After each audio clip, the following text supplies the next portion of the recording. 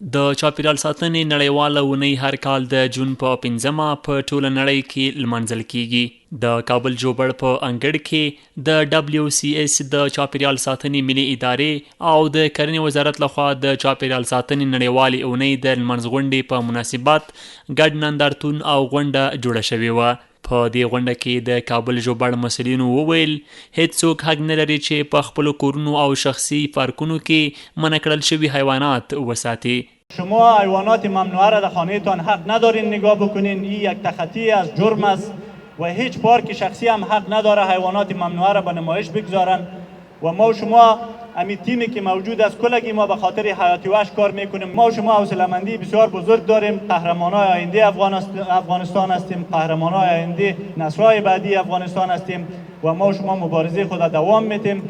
همداراز په یاده غونډه کې د چاپیریال ساتنې ملي ادارې مسؤلینو د حیواناتو خوندي سیمو ملي پارکونو او طبیعي منظرو د ارزښت ترڅنګ د هیواد د دغو ملي شتمنیو پر ساتنې او خوندیتوب هم ټینګار وکړ.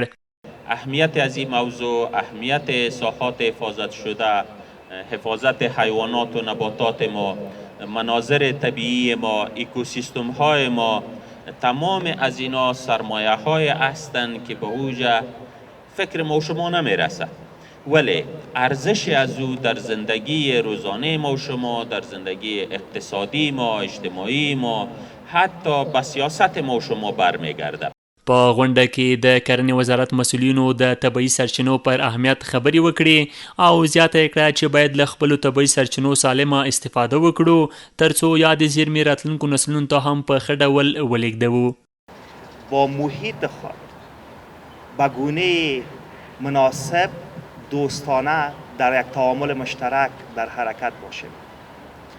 با سیستم های طبیعی ما، با زمین، با پوشش زمین، با اقلیم خود، با برخورد با اقلیم، با منابع آبی ما، با معادن ما، با اتمسفر ما، با سیستم آبهای ما، با همه از اینا چگونه میتونیم یک همگرایی را، یک تعامل را ایجاد بکنیم تا بتونیم پایداری را بر نسل آینده انتقال بدیم.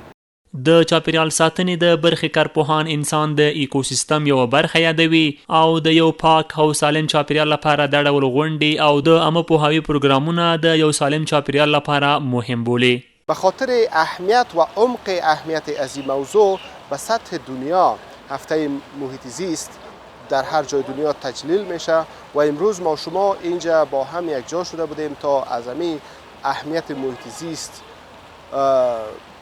بگوییم و قصه کنیم و حرف بزنیم تا آگاهی عامه زیاد شود، حداقل مردم آگاه شود و ببینند که همین تو یک موو هم نیاز است و هم در افغانستان موجود است. د غونډې په پای کې د کابل ژوبړ مسؤلینو او د همکارو ادارو غړو په ګډه د هیواد د هغو ښکلو سیمو او ملي پارکونو د انځورونو او انځورګریو هم لیدنه وکړه.